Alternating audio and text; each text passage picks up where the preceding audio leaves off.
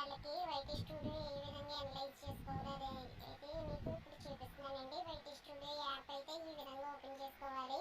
ఇలా ఓపెన్ చేసుకున్న తర్వాత మీకు డాష్ బోర్డు ఈ విధంగా కనిపిస్తుంది. ఇదిగోండి, ఈ విధంగా కనిపిస్తుంది. ఇక్కడ ఛానల్ అనలిటిక్స్ అనే దాని కింద అయితే మీకు వ్యూస్ ఎన్నైతే మనం అప్లోడ్ చేసిన వీడియోస్ ఏదైతే ఉంటుందో వ్యూస్, దానికి వచ్చిన వ్యూస్ ఇక్కడ చూపిస్తుంది అనమాట. 5.9K అని ఉంది కదా, ఇక్కడ చూపిస్తుంది. దీని పక్కనే వాచ్ టైమ్ అవర్స్ అయితే ఇక్కడ చూపిస్తుంది. మనం ప్రజెంట్ ఇప్పుడు వరకు ఎన్ని వీడియోస్ అయితే చేసామో దానికి సంబంధించిన వాచ్ అవర్ అయితే ఇక్కడ చూపిస్తుంది అనమాట.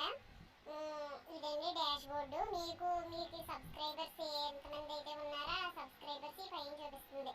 నాకు ఆల్రెడీ ఒక ఛానల్ ఉంది, ఇది వచ్చి న్యూ ఛానల్ అనమాట.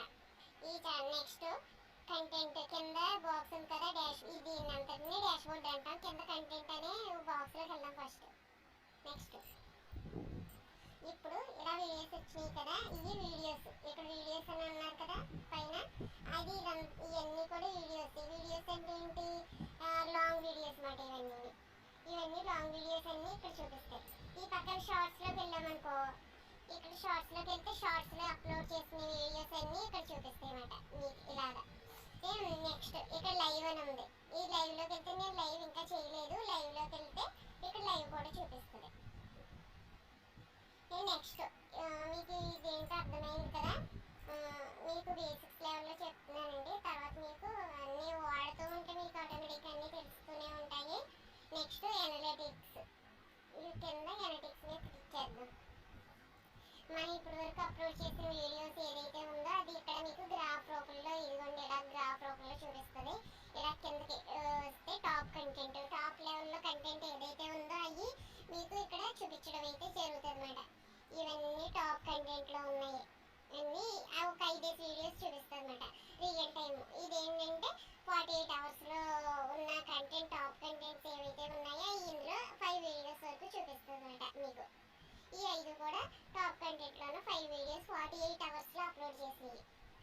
ఈ పైన ఉన్నవన్నీ కూడా 28 డేస్కి టాప్ కంటెంట్లో ఉన్న వీడియోస్ అన్నమాట ఇవి. మీరు మీ ఛానల్ గ్రోత్ ఏ విధంగా ఉన్నది అనేది కూడా ఈ గ్రాఫ్ రూపంలో పైన అయితే చూపిస్తుంది వీడియోలో.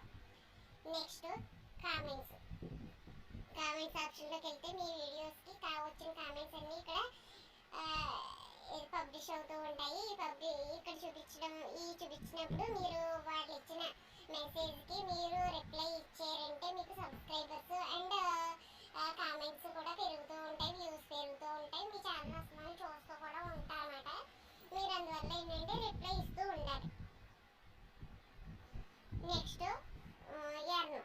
ఇక్కడ ఎర్న్ అనేది ఉంది కదా, ఇప్పుడు వరకు చెప్పుకునేది ఒక వంతు అయితే ఇది ఎర్న్ అనేది ఒక వంతు. ఇక్కడ ఏంటంటే ఇక్కడ చూపిస్తుంది ఎలిజిబిలిటీ అని ఉంది. మనం ఇదంతా ఎలిజిబిలిటీ గురించి అన్నమాట. 3 నెలల్లో 500 మంది సబ్స్క్రైబర్స్కి 500 సబ్స్క్రైబర్స్ కంప్లీట్ చేయాలి, 3 వీడియోలు చేయాలి ఒక ఫస్ట్ స్టెప్.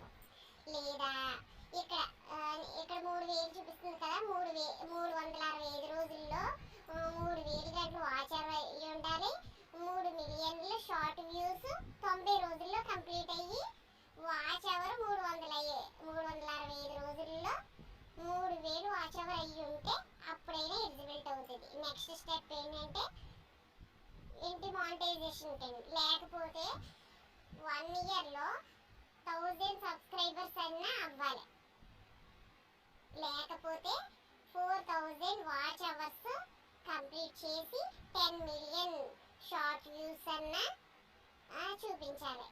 అప్పుడు మాత్రమే మానిటైజేషన్ అవుతుంది. అందుకే మనం ఎన్ని వీడియోస్ ఎన్ని అప్లోడ్ చేసినా కానీ మనకి ఇంత టైం తీసుకుంటుంది. మీకు ఇప్పుడు మనం ఏంటంటే ఇక్కడ ఎప్పటి వరకు అంటే వాళ్ళు ఒక ప్రాసెస్ ప్రకారం చేసుకుంటూ వస్తారు. ఇక్కడ షోయింగ్ డేట్ అని చూపిస్తుంది కదా, 25 ఏప్రిల్ 2024 వరకు లెక్కించిన ఇది డేటా అన్నమాట. ఈ రోజు వరకు నేను ఈ రోజు వీడియో చేస్తున్నంత వరకు కూడా ఇంకా లెక్కించడం అయితే జరగలేదు. అంటే ఇంకా దానికి సంబంధించినంత ఇంకా ఇందులో ఇంక్లూడ్ అయితే నాకు